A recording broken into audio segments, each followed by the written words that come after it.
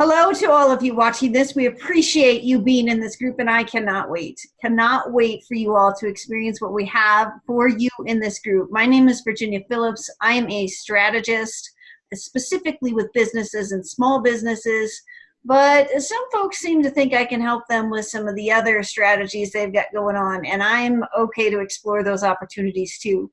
I thought we'd start out today by doing the round robin of this roundtable and ask for the folks that are in this roundtable for them to tell you who they are and why they are in this roundtable.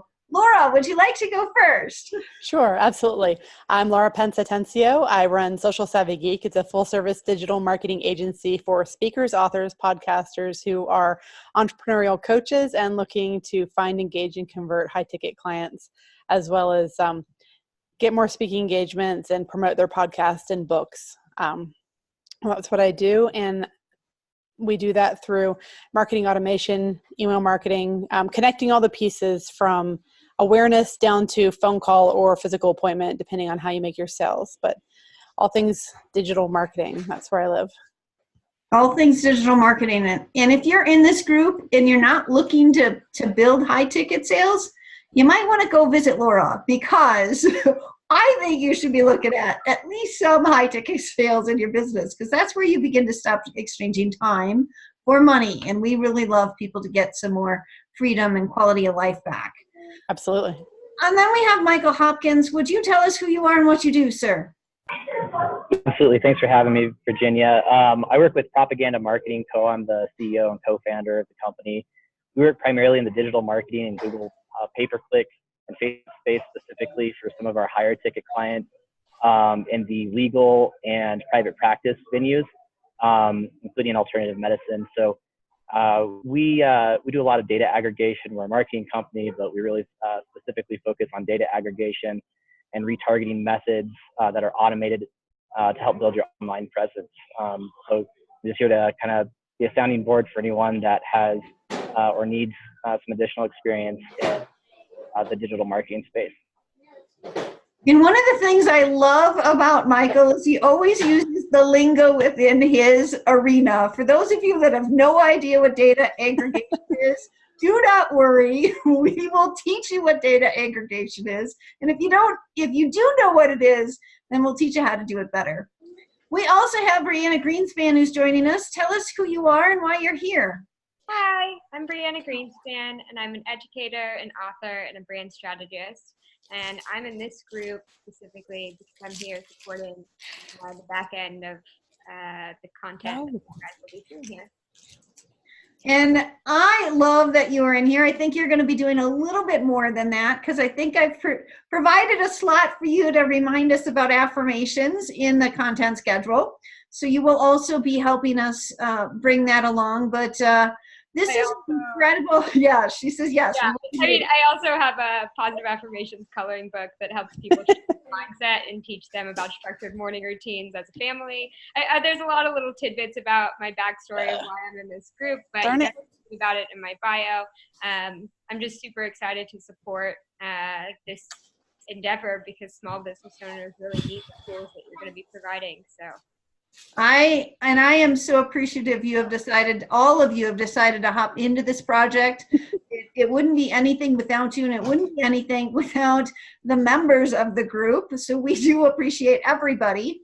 But part of the roundtable is to get into the thick of it pretty quickly in terms of a specific subject. Since this is the first roundtable, I thought the subject should be, why should people be in groups? And should they be picking a specific group to really become a true member of, or should we just be in like 600 of them and appear occasionally? Laura seems to already have an opinion on that. Laura, what are your thoughts about why we should be in this group? Well, this one in particular, because you did an amazing job putting it together, and I'm excited to be here. But in general, you would want to be in groups. I think there's a happy medium. 600 is clearly too many. But one is likely not enough because you have different areas of life and business, the same as you would have if you were out networking in person. So I think that you should stick to maybe one or possibly two groups per topic area as it were. I mean, I'm in a fantastic group for mamas who had babies due in June of 2013. That's why I was just off for a second. My child, as soon as I'm doing something, is like, "Mama, mama." So Of course, that's how it always works. Always works that way. But those connections are invaluable, and there's other business groups that are similar. But, you know, when my husband died in September, one of my Facebook group friends got on a plane and came here to support me. You know, people think, grow groups online, that's a waste of time. No, these are real connections with real people who will be there for you if you show up consistently and participate. So. And I agree. I think Facebook is really working on making those online connections to being offline connections. And I hear more and more of those types of stories where if you were really ingrained into a group, you get those folks that will fly across the country when you need them, just because they have that connection with you, and that's what they're supposed to do, and that's what they do. I didn't ask. This was just given. Right. So. Right. Michael, why is it that you think the members of this group should be tuning into this group? So, I mean, in our business specifically, we focus on really niche markets, and we kind of have a saying within our business, you know, do one thing and do it really, really well. And so when it comes to various groups, especially when it comes to networking groups in particular, focusing on one group that can really help and it's a lot of value for you within that group is really important versus spreading yourself too thin, trying to jump around to various other places to try to find value. If you can find all of that in one group, that's a huge incentive to be a part of that group. That's what we're obviously trying to create here for you guys. Yeah, I fully agree with that. Yep. Brianna, what's your opinion on all this? I mean, I'm a huge fan of groups. I'm not going to lie. Don't lie. Tell us how. I really support exactly what Laura was saying, being in 1 to 2, maybe even 3 groups per topic, and then diving deep into at least one of those groups so that you are building authentic relationships, because it's not unheard of for someone to hop on a plane to come see you in your most tragic time of need. And it's also not unheard of, and actually much more common in the business world, when you need something, like I go to the people in my group, I send them a message and they respond. They actually care. And it's not like, oh, here's my link to set up an appointment and pay me. It's very authentic on how people can actually support each other. And those are the kinds of relationships that when you're starting out or on your entrepreneurial journey that you need and really thrive off of and crave. And so being in a group like this, it's an amazing space for you to create those connections with other business owners that are able to share their expertise with you, or that you're able to support in some capacity. So I'm a big fan of this newly created group and groups in general, but also not such a fan of the overload of groups. I mean, joining groups for no apparent reason, things that you're not actually contributing to, things that you're like, it's just cluttering your news feed, but you're not actually paying attention to you. That's not really giving you the maximum benefit that a group can give you. But being engaged in a niche group, I support 100%. And I'm in full agreement with that, but I do want to kick it back to Michael for a minute because he talked about this being a space for networking. Michael, when you come into a group like this, do you have a strategy to network within the group? Yeah, absolutely. We tend to go with value-driven strategies, just like when we're presenting a marketing idea for one of our other clients, trying to provide as much value as possible to the end user is by far the most important. That's what's going to obviously dramatically increase customer retention. That's what's going to create retention what's inside of your networking group as well. So the more value that we can ultimately provide someone who is a part of a group, and then consequently the more value that you can then provide your client, it just ultimately, I mean, it's what everybody's focused on, boils down to additional dollar signs in the end for everyone. And I agree with that. One of the things I really like about groups is I think the networking is different. I think when you're in person, you're always going to get that person that comes around the room and hands out their business card and hands it out, hands it out, hands it out. And you're always going to get the person that stands in the corner and doesn't really engage, and you will get that in the groups too. But with that person that is just out like spamming other people, I think it's more obvious to folks. And I think folks will choose not to engage with them, and they get weeded out of the group actually pretty early because they're not there really to build the authentic relationships. I think groups really do help build that authentic relationship. My question is to you all is, what does an authentic relationship look to you like in this group? If you are the expert and you have somebody coming into this group, what does that authentic relationship look like for you? A tough question. Go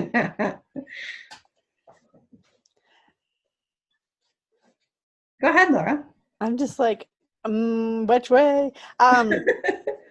Well, typically the way that I see this work out is the same way you'll see if you're networking at a traditional, face-to-face networking, is if you come in and ask pertinent questions and then participate and answer from a place of giving when other people ask, rather than saying, oh, that's what I do, PM me, because no.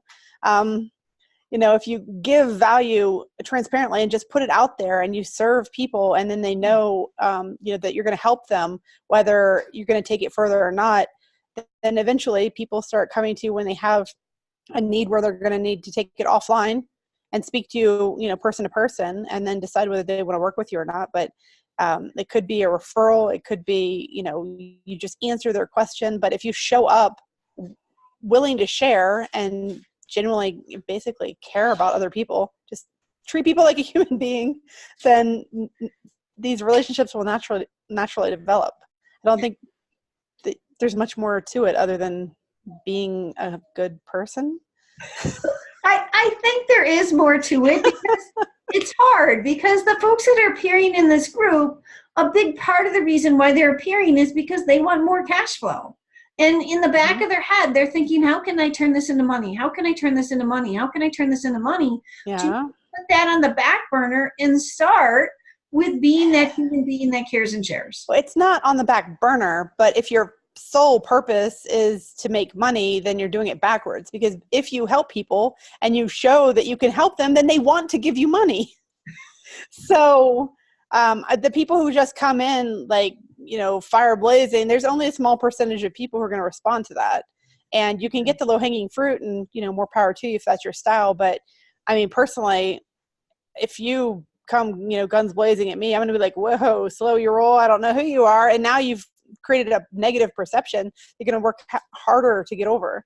So I'd rather you just came in and said, hey, I'm Brianna, I'm Michael, I'm here, here's what I do, here's how I can help. Do you have any questions? What can I do for you? And then once you establish trust, then you can say, okay, how could we monetize a relationship? Are we going to work together as referral partners? Are we going to be in a summit together? Could you be my client? Could I be your client? What's that going to look like? But you have to have a foundation of trust before you even ask that question, I think. I agree. Brianna, you look like you had an opinion on this. I agree with a lot of what Laura just said. I mean, authentic relationships are a big part of the groups that I'm involved in, and it's really important that you are contributing authentically with content that you really think people are going to appreciate, that adds a lot of value. And it's not with the mindset of how can I make money. It's really how can I contribute and how can I learn and grow? Because when you learn and grow, and when you're coming from an authentic place, when you're learning and growing, that's when the cash flow really starts to roll in. And like that's actually the sweet spot, being the most authentic and really being curious, showing up with not only knowledge and an expertise in whatever you are an expert in, but also really caring about what other people are saying and being willing to learn. Because when we put our ego aside and we're open to learning, that's when we really are able to be our most authentic. And the things that we're struggling with in business really aren't such a struggle anymore. The answers kind of come to you when you're in that space of authentic learning and authentic growing and contributing. So I really think that being authentic when you're networking is really important. And like, she was spot on. When someone comes at me guns blazing, being spammy, I'm not only turned off, but they have to work so much harder for me to even pay any attention. And so the people who are coming into groups and contributing in a beautiful way, asking a beautiful question that they are engaging people, that people are interested to not only respond to, but read other people's responses. Those are the kind of things that get my attention. And those are the kinds of things that really make people like, reading what that person might have to say or contributing when that person comes into the group. And so those are things to consider when you're showing up in any community space. Well, I love that, in any community space. And part of what we're teaching here is how to build communities. There's a building piece to it. It's very rare you show up and give one piece of giving and then get a ton back. There has to be quite a bit of giving sometimes before somebody notice, before somebody's like, ooh, I have the perfect opportunity. It's going to be that person that has contributed, over and over again in that group that pops to the top of my mind.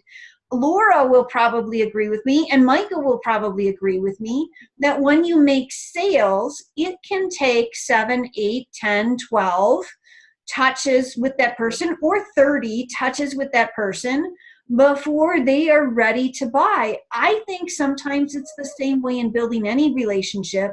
We need the additional touches to build that know, like, and trust that Brianna was talking about, that authentic learning, that authentic growing, and showing up to do that. I love it, Brianna. Michael, what do you got for us? So can I expand on that and really just sum it up in a nutshell, everything that was just said by Laura and Brianna? There's this thing, it's in specifically sales. I did direct sales for 11 years before I got started into the marketing side of what we do now. But okay, let's expand on that just a second. There are a lot of people that hate sales, but they really hate direct sales. Yep. So I'll give you an example. I worked with a large security company, ADT, for many years. And we were I was the super annoying door knocker that came and knocked on everyone's door to try to sell you a security system. And in an industry that has over a 99.5% turnover rate, I lasted in the industry for 11 years. Wow.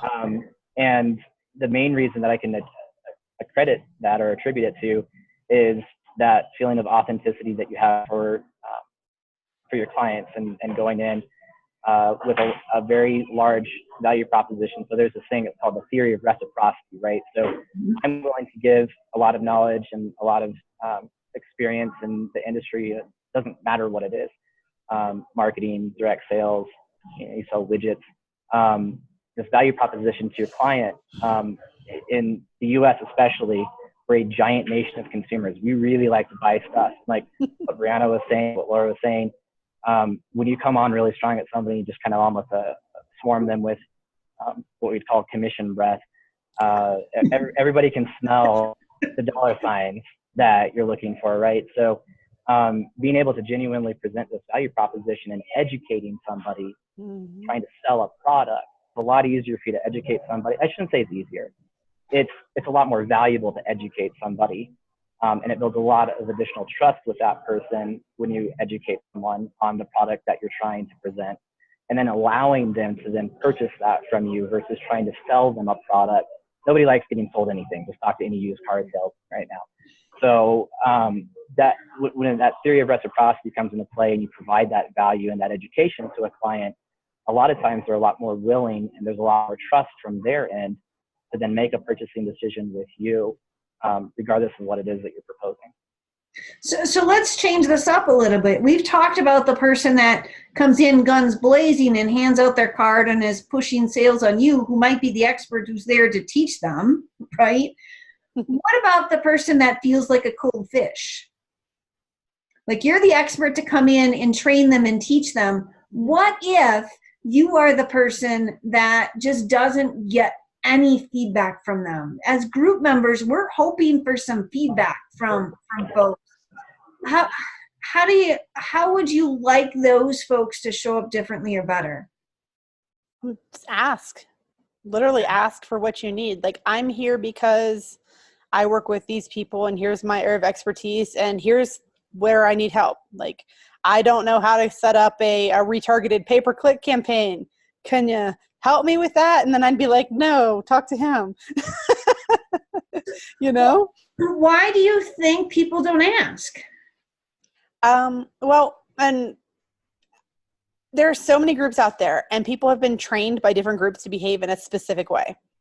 So it is up to the moderators and the group owners to let people know what is the expected behavior, what is acceptable, what is not acceptable, what will get you banned, and what will get you a lot of positive attention. I mean, it's much like bringing up children or training animals. Like, we'll give you treats. If you ask us questions, we love that. We'll treat you well. So I just establishing rules and boundaries and letting people know, and that's up to us. That's our job. Yeah. If you come in and you don't know, that's our fault. So if you don't know, ask, please, because we need to tell you. Right.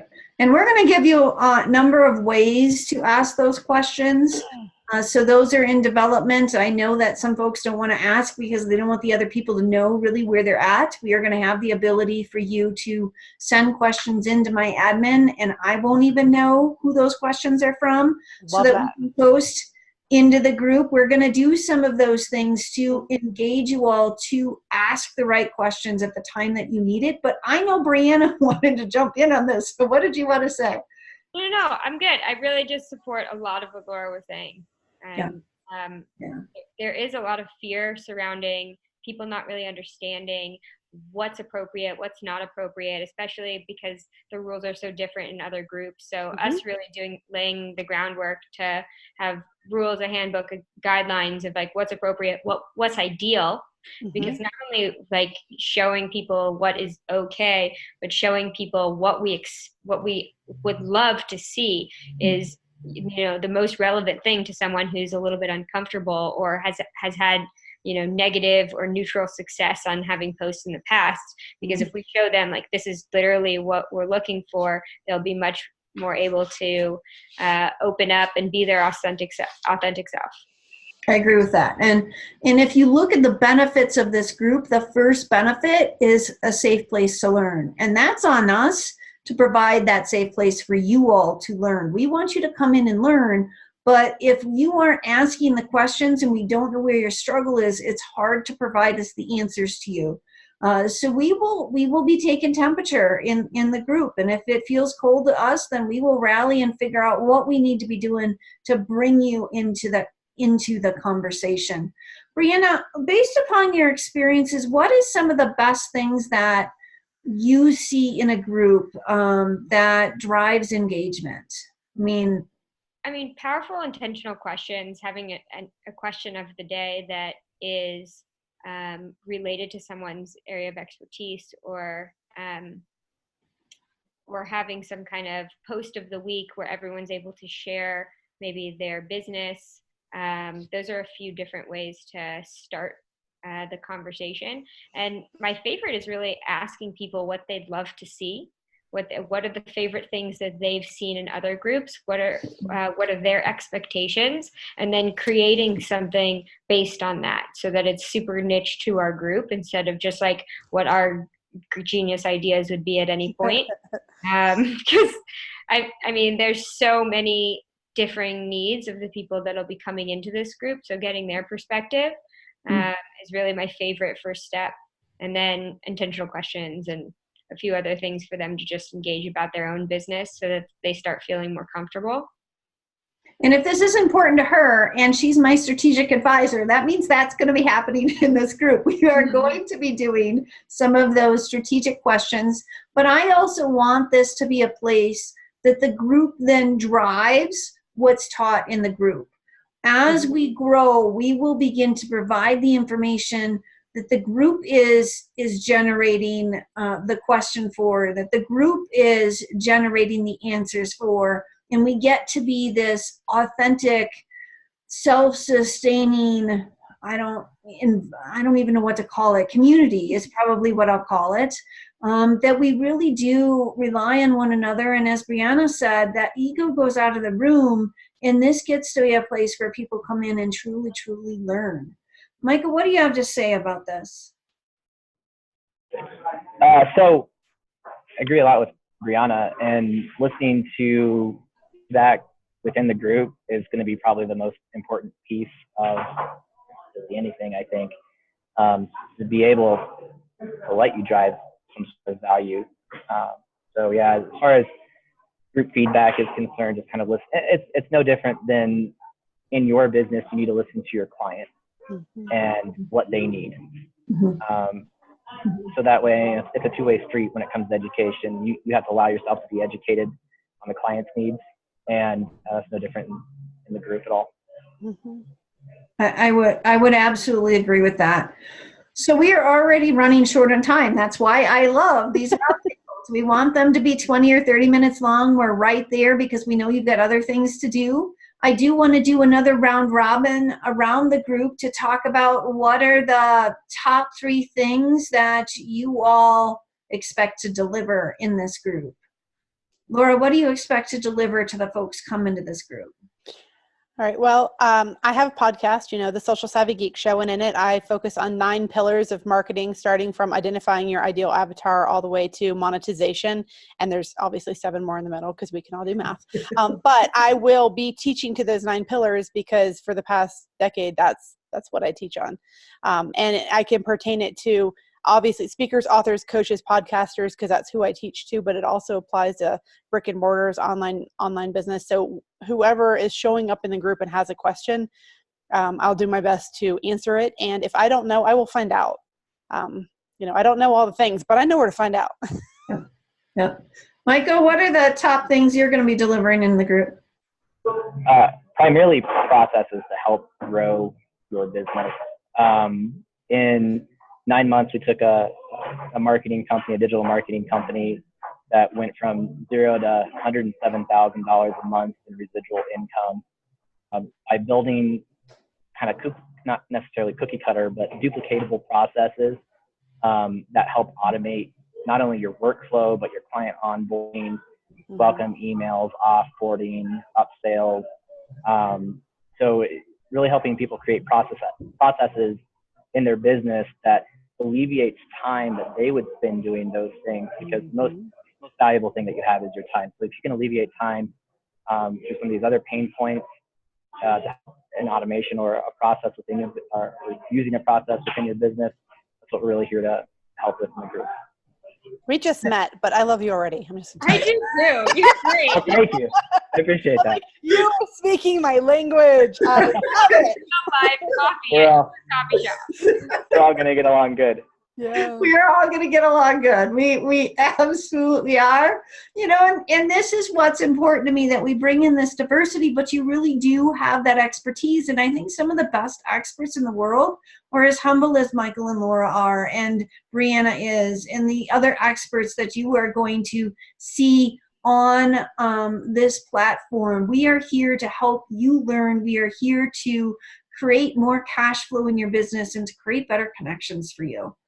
Brianna, what is it you think about this topic in terms of what you are bringing to the group specifically? Well, on the back end, a lot of strategic advisement just for your team specifically. And then on the front end, a lot of the content that you guys will be seeing will be from my Rolodex of people that fit the needs of what you guys are expressing you're looking for, as well as the positive affirmations and mindset shift topic related things that I'll probably be sharing. And those are, yeah. Yes, and some of the mindset shifts might be my own. When I'm like, the group needs to do this, and Brianna's going to be like, let's talk. So I want you all to know that I tell you all to have your team of influencers. I have my own team of influencers. I preach what I teach. So this is just me bringing my world to you all. This is the experts that not only are seeing my vision, but they want to expand the vision that I have and take it into something I never dreamed it could be. And that's when you know that life is good, and we're really here for you. I want you all to be joining in. I want you to be building the relationships with the experts that you see here. I want you to be increasing your business, and most importantly, that cash flow in those connections. We all agree with that, right? We do.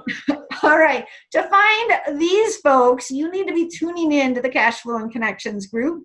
To find out more specifically about the folks on this call, their information is in the learning, it's called the learning section currently. I don't know if Facebook's going to change it, but once you click into the learning section, you will see units, and our experts are right at the top of the first unit, so that you're never going to have any issues finding them or learning how to connect with them. That's all we've got for you here tonight. But we will be back week after week with more experts and more topics, and we want to know from you what topics you want us to be talking about. All right, bye, y'all. Thank you all Thanks, for joining. Virginia. Bye-bye.